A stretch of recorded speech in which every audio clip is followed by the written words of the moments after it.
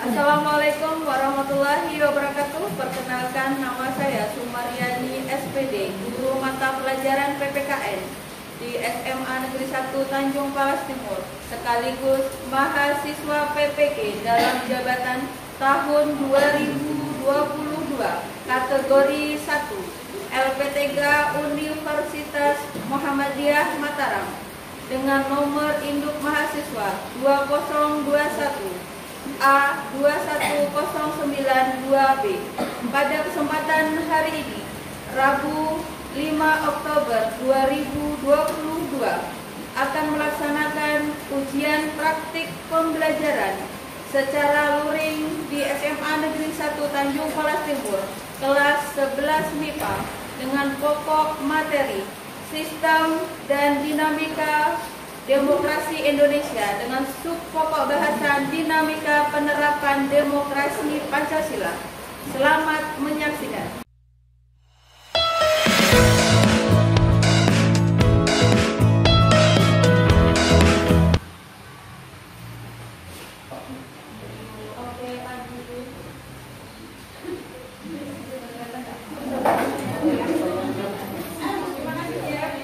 Silakan duduk.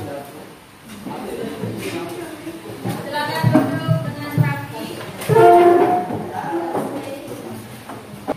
Ya, assalamualaikum warahmatullahi wabarakatuh. Waalaikumsalam warahmatullahi wabarakatuh. Apa kabar semua? Baik, Bu. Alhamdulillah baik.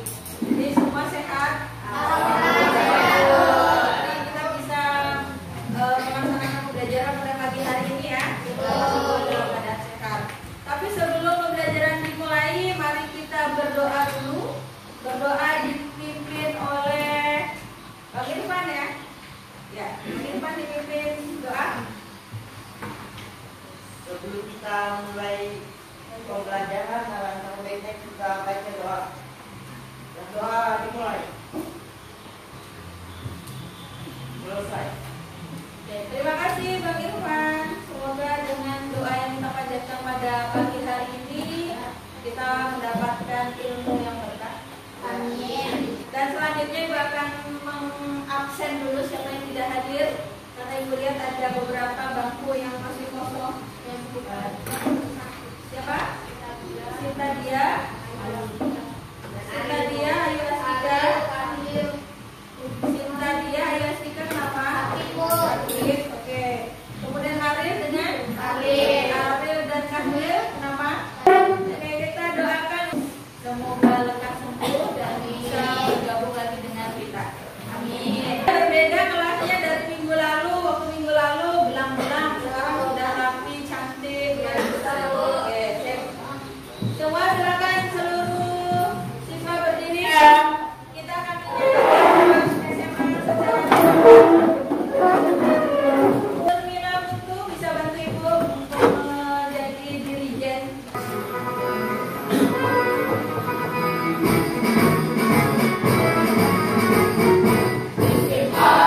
Satu Tanjung Palas Timur, lembaga pendidikan yang utama,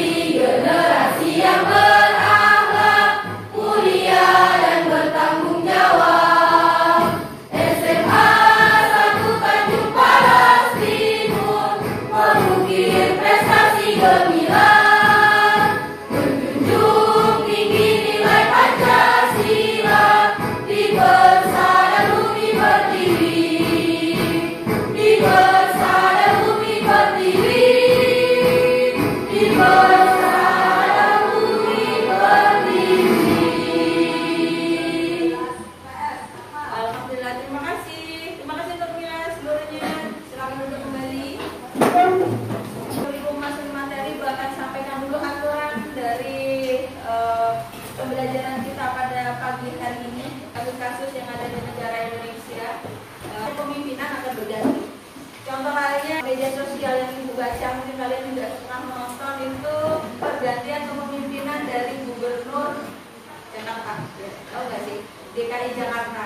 Karena DKI Jakarta itu seolah-olah menjadi gubernur Indonesia, bukan gubernur DKI Jakarta, karena beritanya begitu viral gitu ya. Oke, kenapa kita ngomongin tentang itu?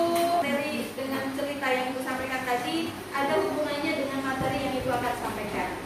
Penerapan demokrasi di Indonesia tepatnya. Jadi sebelum mengarah pokok bahasan tadi, Ibu akan sampaikan dulu tujuan pembelajaran kita pada pagi hari ini.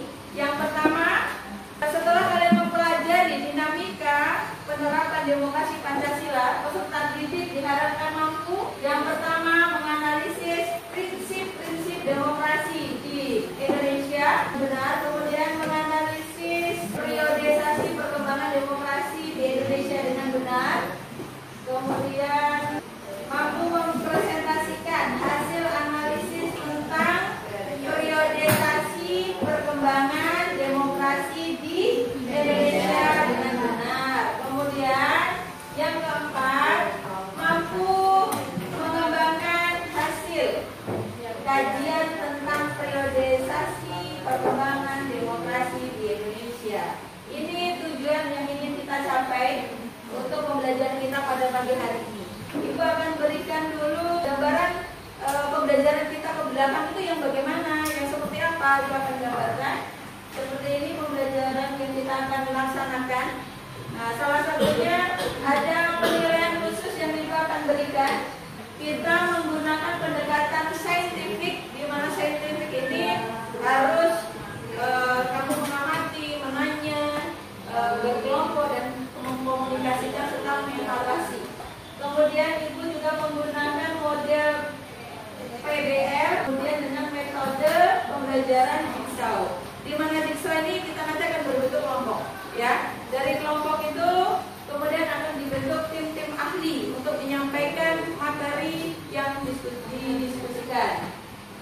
Nah, dari kegiatan ini semua, Ibu punya penilaian dari awal hingga akhir. Ibu harus menilai kalian, ya. Jadi supaya menjaga sikap dan sebagainya, Ibu harus di awal menyampaikan penilaian yang Ibu akan berikan pada kalian.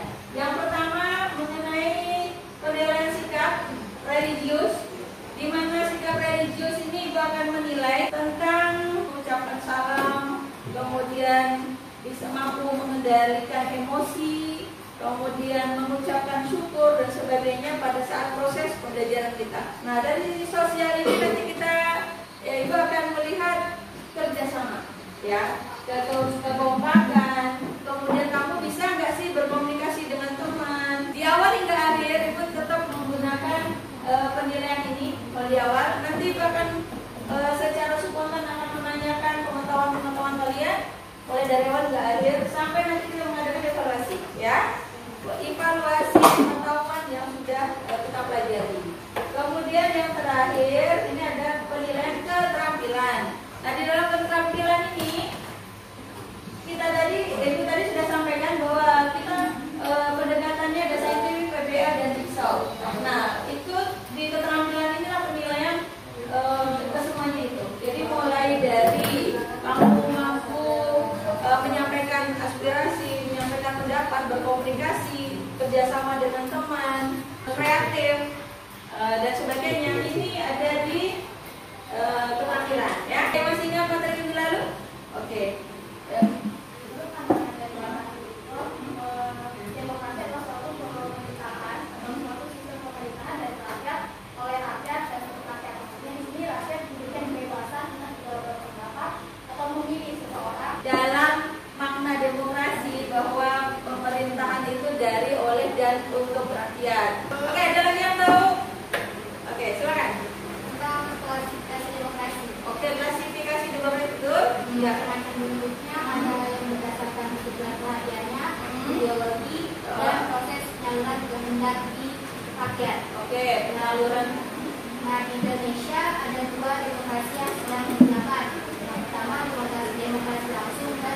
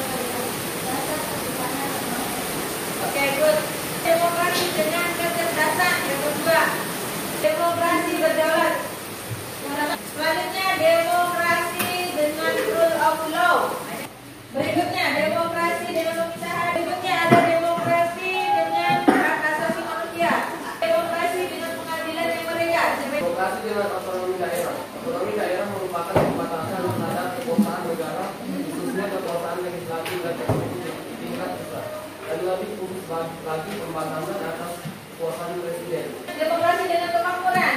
Ya. Demokrasi dan kemakmuran.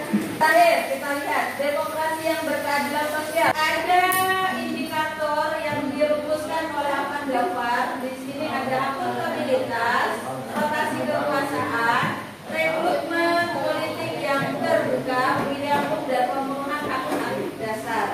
Nah, di sini kita akan mempelajari atau mencari tahu benar nggak sih tadi itu jawabannya tentu saja sudah, ya kan?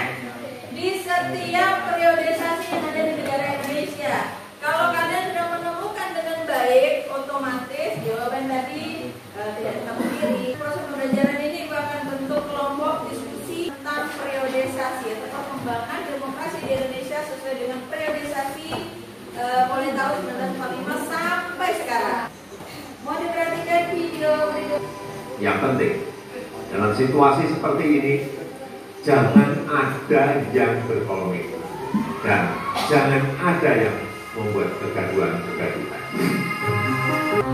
Demokrasi itu pasti bising, demokrasi itu pasti berisik.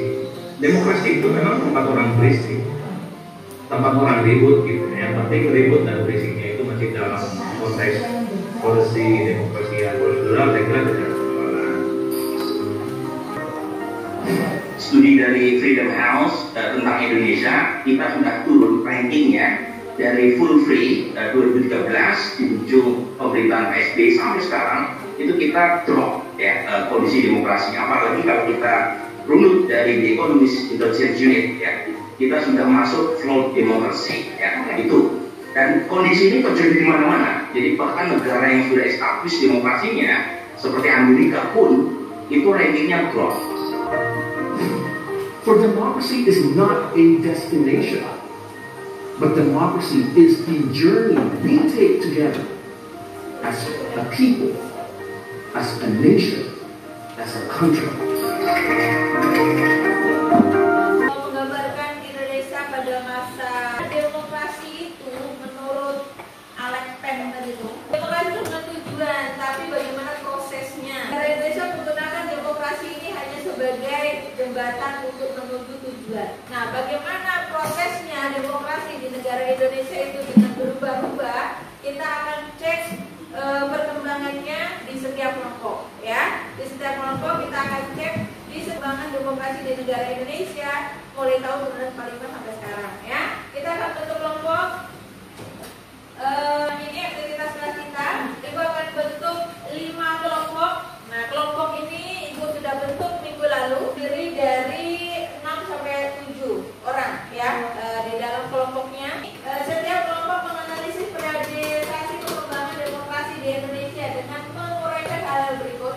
Ada akuntabilitasnya, rotasi kekuasaan, rekrutmen politik yang terbuka, pemilihan umum dan pemenuhan hak dasar. Nah, nanti setelah kalian sudah memenuhi ini semua, Ibu hanya memberikan waktu 10 menit lah ya untuk diskusi bersama. Kemudian karena kita pakai metode jigsaw, kalian harus di setiap kelompok punya tim ahli, ya, tim ahli menguasai materi masing-masing yang akan menyampaikan ke kelompok-kelompok lain, ya. Nah, dari nanti setelah kalian menentukan siapa tim ahli di dalam kelompok kalian nanti akan keliling ke kelompok-kelompok lain. Setiap kelompok melakukan presentasi secara singkat di depan kelas. Kemudian kelompok yang lain menyimak dan memberi tanggapan. Oke, paham ya? Paham ya? Oke, kita akan bentuk kelompok. Silakan kelompok yang minggu lalu sudah terbentuk langsung membentuk Wikipedia-nya. Kita akan buat denah kelompoknya seperti ini, ya. Oke, silakan langsung berdiri. Ibu kasih waktu 2 menit menyusun kursinya. Langsung ditempelkan saja. Diarahkan. Kelompok 5. Tim ahli 2 orang ditunjuk setiap kelas, setiap kelompok. Nanti menyampaikan ini akuntabilitas, rotasi, rekrutmen, pemilihan di periodenya. Ya, Ibu akan berikan lembar kerja kelompok. Nanti silakan Anda tulis di sini hasilnya. Ibu berikan waktu kalian diskusi untuk memilih tim ahli dan juga memahami materi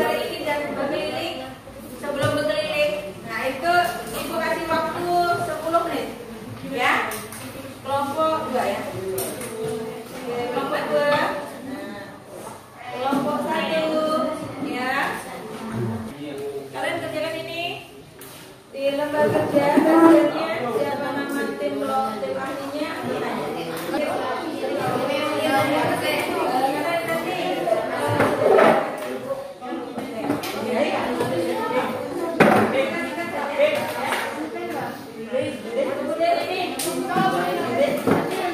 Waktunya hanya 10 menit. Sekarang saatnya Ibu beri waktu masing-masing tim ahli.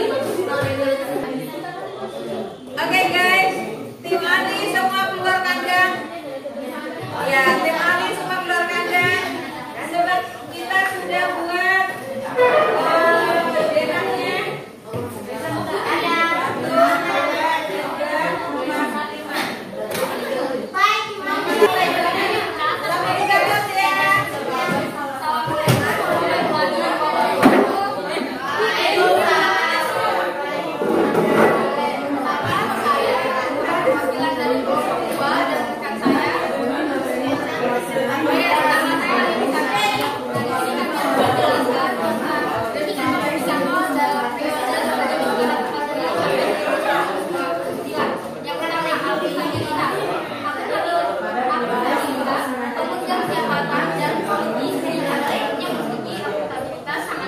Indonesia baru kan berdiri dengan sendirinya.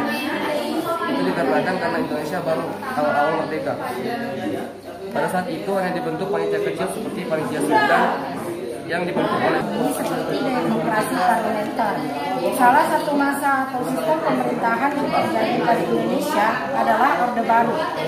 Pada era Orde yang terjadi pada tahun 1995 hingga 1998.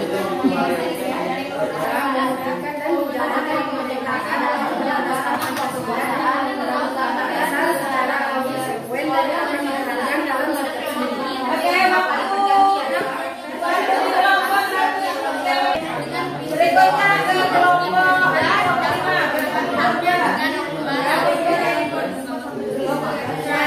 hak dasar berdasarkan Assalamualaikum warahmatullahi wabarakatuh.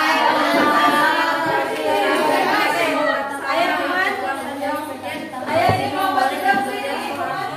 Ayo kelompok 3 nih.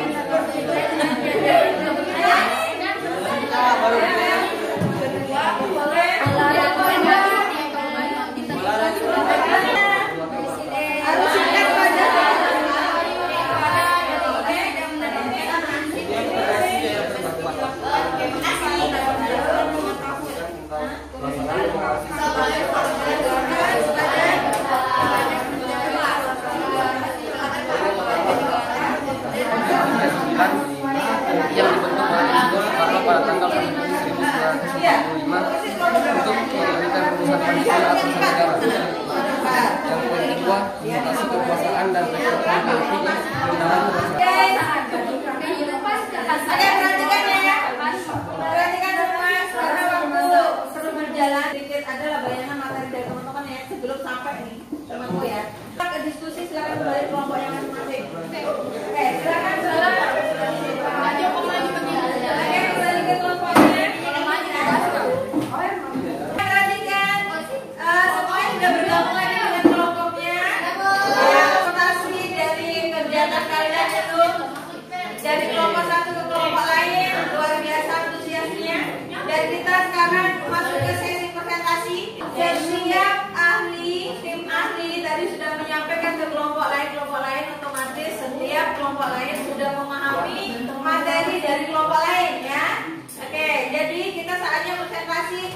Sekarang ibu akan tunjuk ancang nih. Jadi semuanya harus siap-siap nih. Jadi 5 materi dari setiap kelompok itu sudah memahami semua. Karena kita semua tadi sudah keliling, ya kan? Nah sekarang ibu akan secara acak menunjuk siapa yang akan presentasi dan materi apa. Ya, siap ya? Siap. Oke, ibu tunjuk sekarang kelompok 4. Anak kelompok 4. Siap? Siap. Menyampaikan materi 3. Oke. Siap ya? Ya. Oke, silakan tim ahli sama yang menguasai dari materi 3 boleh maju ditemani tim ahli. Silakan disampaikan. Yang lainnya siap ya?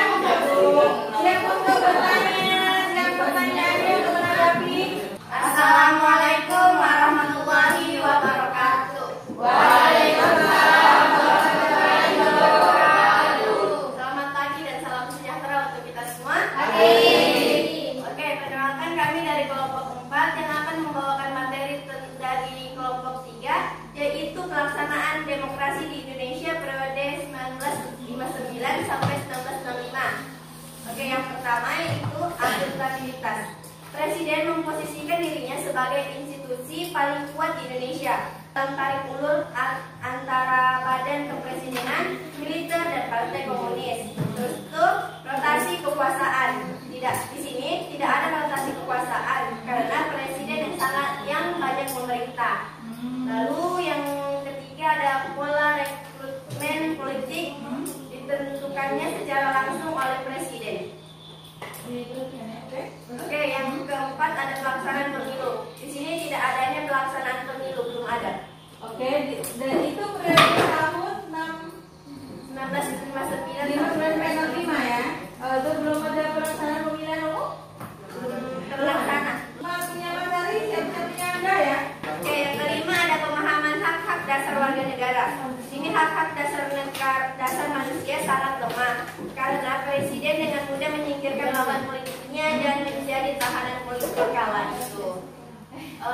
Pada masa itu yang Soekarno. Oke, itu Soekarno sebagai presiden. Ada yang tambahan yang mau sampaikan? Oke. Tadi yang kami sebutkan pemahaman hak dasar warga negara, dan saya itu lagi sebenarnya bukan pemahaman tapi pemenuhan hak dasar warga negara. Oke, pemenuhan. Oke.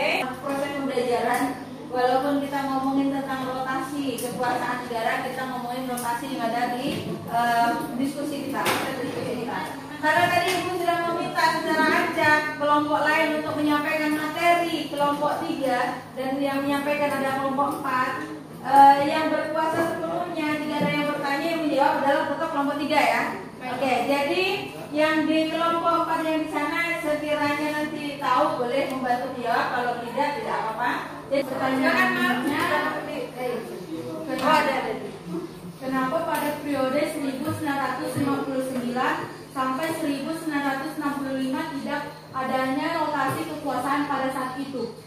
Saya dari kelompok 3 meninjau pertanyaan dari kelompok 5. Kenapa tidak ada rotasi kekuasaan pada saat itu? Karena secara konstitusi presiden yang paling berkuasa di pemerintah. Sekian jawaban dari saya. Wassalamualaikum warahmatullahi wabarakatuh. Oke, terima kasih. Kita kasih yang dulu.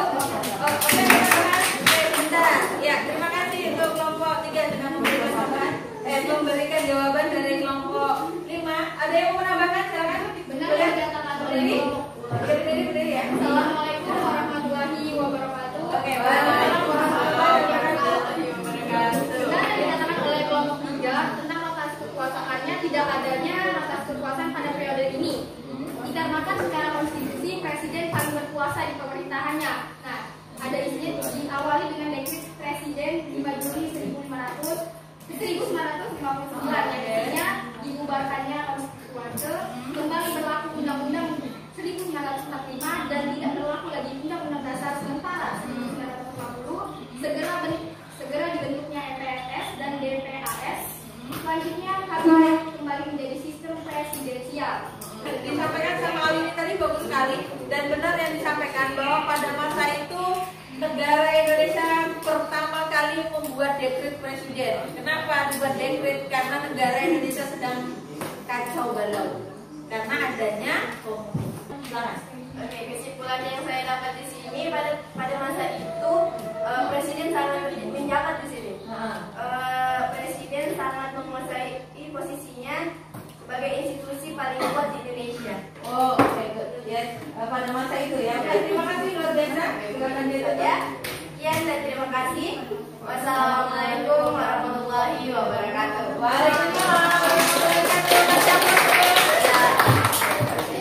Jadi prinsip-prinsip yang dengan memantik pertanyaan di awal tadi semua sudah terjawab ya. Oh ya, semua sudah kan, sudah berjalan dengan baik intinya, ya kan? Sudah berjalan dengan baik. Namun memang tidak seperti yang disampaikan sama di video tadi bahwa demokrasi bukan tujuan, tetapi proses untuk menuju tujuan negara Republik Indonesia dan ditentukan Undang-Undang Dasar 45. Alinea kedua dan alinea keempat. Oke, kita sudahi diskusi kita hari ini. Dari Ibu Minta silakan kembali ke tempatnya dan kita akan akhiri pertemuan kita dengan Oke, terima kasih. Kita sudah laksanakan diskusi tadi yang luar biasa, yang antusias. Terima kasih Ibu ucapkan.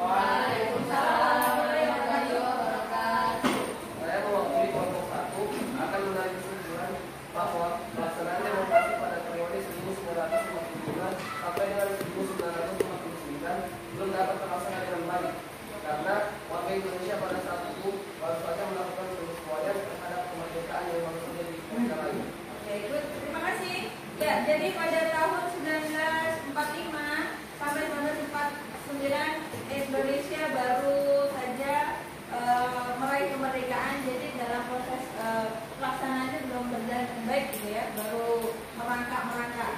Oke, selanjutnya ada kelompok 2. Oke, silakan.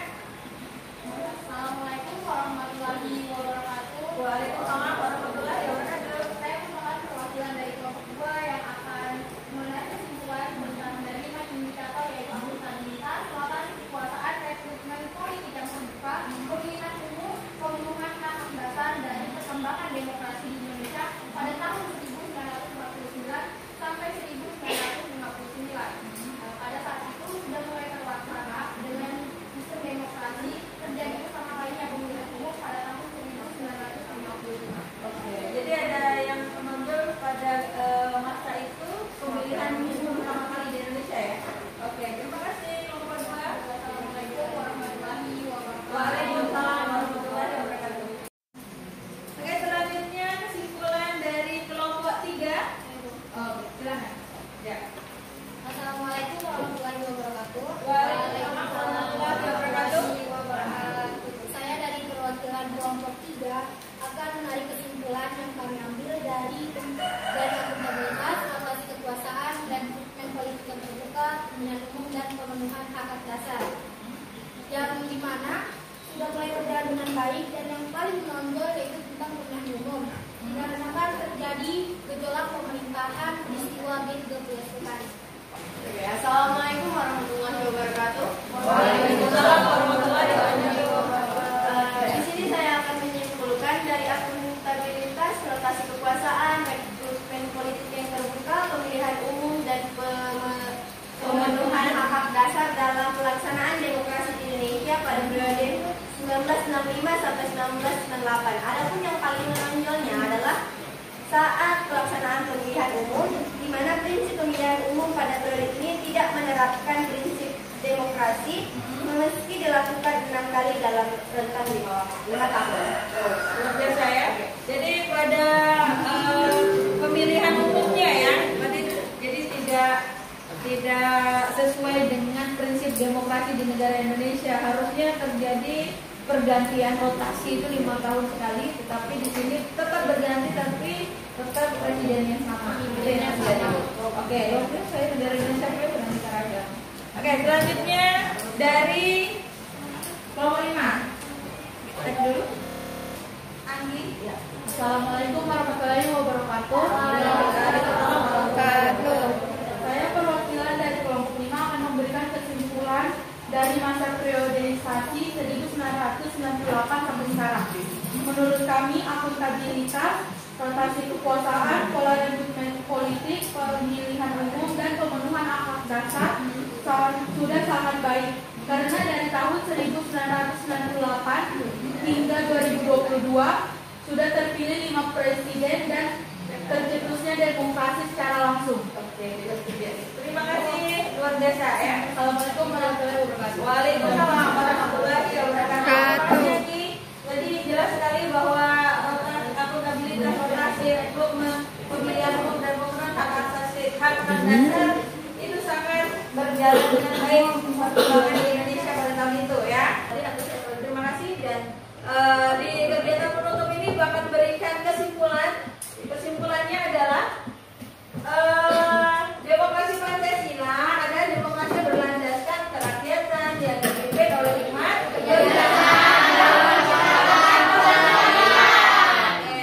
Oleh karena itu kita harus memperhatikan, tidak boleh memaksakan kehendak yang lain, mengutamakan musyawarah dalam mengambil keputusan untuk kepentingan. Kemudian pilihan yang tepat bangsa Indonesia dalam menerapkan paham demokrasi Pancasila karena sesuai dengan pemikiran bangsa. Berikutnya, karena merupakan bagian totalitas yang terkait erat adalah satu sila dengan sila yang lainnya. Jadi secara beruntun, maksudnya bukan hanya berdasarkan sila keempat yang dilaksanakan pada demokrasi negara ini, tetapi dari keterkaitan antara sila 1, 2, 3, dan 4 dan 5 ya.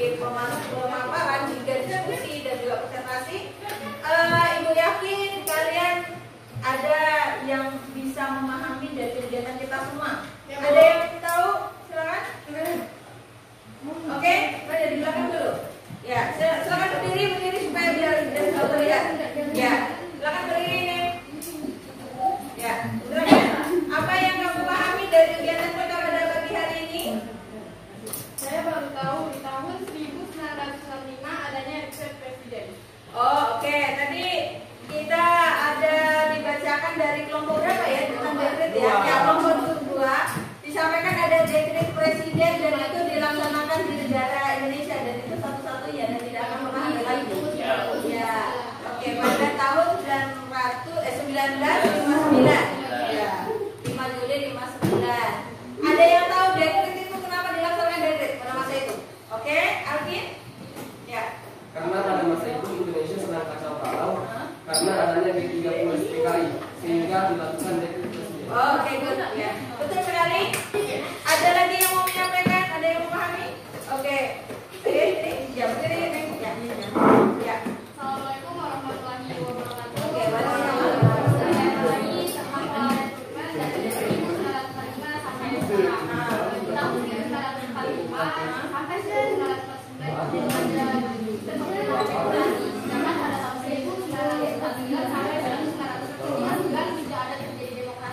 namun pada 1959 sampai 1995 terjadi penurunan demokrasi karena di situ tidak ada perubahan pendapat DPR itu lemah. Selanjutnya pada tahun 1995 sampai 1998 tidak ada perubahan signifikan pada pemerintahan eksekutif semakin besar dan tidak ada perubahan pada tingkatan eksekutif. Selanjutnya 1998 sampai sekarang terjadi perubahan atau pengungkapan besar-besaran dalam sistem politik di Indonesia. Wassalamualaikum warahmatullahi wabarakatuh. Kalau memang kalian paham, Ibu akan cek kemampuan kalian. Ibu anggap ini adalah sebagai evaluasi pertemuan kita pada hari ini. Ya, berupa permainan yang bisa menjawab di posisi 1 memberikan poin ya. Siapa yang bisa menjawab di nomor 1 sudah menjawab, ada poinnya di situ. Kalau kalian bisa menebak ini nilainya menjadi 25. Siapa yang bisa katakan? Ya, siapa? Salah. Ulama dan tokoh politik terkenal. Masih salah. Orang kedua yang berasal dari suku Sunda yang menduduki jabatan wakil presiden saat ini. Jeffrey, siapa dia?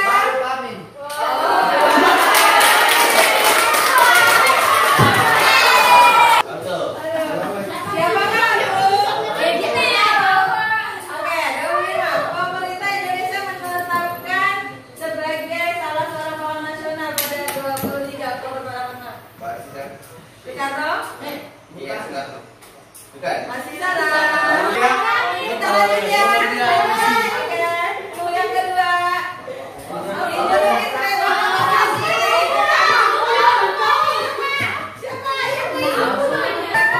Indonesia yang menjabat sebagai wakil presiden Indonesia pertama. Oke, Muhammad Hatta.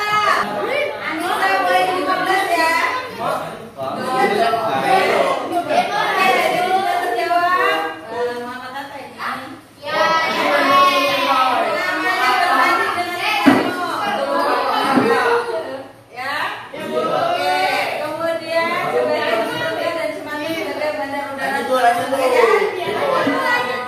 Jadi jabatannya sebagai presiden pada sidang PPI pada tahun 67.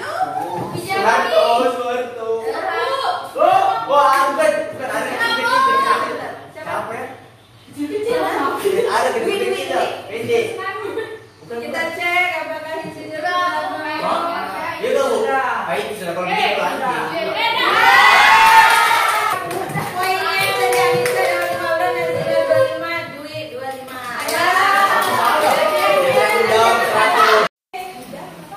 Kegiatan pembelajaran kita hari ini, Ibu minta secara tulus dari kalian untuk memberikan komentar apa yang sudah kita laksanakan pembelajaran hari ini. Berikan komentar yang baik maupun yang buruk atau memberikan usulan kepada Ibu apa yang menjadi sesuatu yang harus Ibu kembangkan dalam proses pembelajaran. Siapa yang akan menyampaikan? Oke? Ya, silakan. Ya, duduk saja. Secara tulus. Nggak boleh. Secara tulus menurut pribadi saya Bu, pelaksanaan pelajaran pertama itu kita kurang memiliki waktu, kurang mengefisienkan waktu atau mengatur waktu. Jadi presentasi ke bangku-bangku, presentasi ke depan sama sesi tanya jawab itu kurang maksimal. Oke, jadi waktunya kurang ya. Jadi kalau kita kurang, oh ya, jadi kurang memaksimalkan atau meminimalisir waktu ya. Oke, baik, terima kasih. Nanti untuk pertemuan berikutnya Ibu akan lebih memperhatikan itu ya, supaya kita bisa semuanya melaksanakan dengan baik ya. Ada lagi dari belakang? Oke, silakan. Kalau bisa Bu, kuis pesertanya supaya nanti bisa menambah wawasan dan juga membuat pendapat. Oke, setuju. Ada teman kalian menginginkan bahwa pembelajaran PPKN lebih dibanyakkan kuisnya supaya tidak membosankan. Itu setuju ya? Setuju. Oke, kalau deh. Ada lagi? Oh, oke, metodenya ganti. Oke, kalau nanti ada internetnya sudah membaik, kita akan pakai internet ya, game-game yang lain ya. Oke, apa lagi? Ada lagi? Oke, silakan. Kalau menurut saya pelajaran tadi sudah menyenangkan, lebih dari Oh, lebih tertantang. Apakah semuanya merasa tertantang hari ini? Oke, bermain dengan waktu gitu ya. Oke, terima kasih. Terima kasih atas saran dan juga kritiknya. Ibu akan memperhatikan apa yang sudah kalian sampaikan. Insya Allah pertemuan berikutnya Ibu akan lebih baik lagi. Insya Allah. Penugasan di rumah, kerjaan di rumah yang terdiri dari 8 soal pilihan ganda. Di sini ini adalah kisi-kisinya soalnya. Nah, ini kisi-kisi soal mengidentifikasi demokrasi dan aspek materialnya. Kemudian Ibu anggap di sini sedang saja tidak susah. Kemudian ini ada skornya. Kalau kalian bisa menjawab dengan benar maka 1,25. Jadi langsung jadikan 8. Di depan pertemuan berikutnya. Ini ya soalnya ya. Silakan nanti dikerjakan. Ibu akan bagikan satu-satu. Setelah kita melaksanakan kegiatan pembelajaran pada hari ini, kita sudah lalui beberapa kegiatan hari ini. Di antaranya ada pemaparan materi, diskusi, dan juga presentasi. Hingga kalian juga memberikan refleksi, evaluasi, menyimpulkan. Maka kegiatan pembelajaran kita hari ini sudah berakhir. Namun untuk pertemuan berikutnya kita akan tetap masih di bab yang sama. Berikutnya kita akan mempelajari tentang membangun kehidupan yang demokratis di Indonesia. Semoga apa yang sudah kalian sarankan tadi Ibu akan melaksanakan di minggu pertemuan berikutnya. Kegiatan pembelajaran kita seru sekali sampai menghabiskan babak belur, babak keseruan ya intinya. Ibu ucapkan terima kasih atas kerjasama kita pada pagi hari ini. Ibu harapan Ibu pembelajaran kita bisa bermanfaat dan bisa dikembangkan dalam kehidupan sehari-hari. Maksudnya Anda adalah pemilih pemula, jadi suara pertama suara kalian sangat berharga, gitu ya. Jadi nanti siap-siap untuk mengikuti pesta demokrasi di negara Indonesia. Dan Ibu minta kita baca doa dulu dipimpin oleh Pak Alvin. Kita berdoa. Sebelum kita mengakhiri pertemuan hari ini, mari kita membaca doa untuk agama dan percaya kita masing-masing. Berdoa dimulai. Doa selesai. Terima kasih Bang Alvin. Amin ya rabbal alamin. Semoga pembelajaran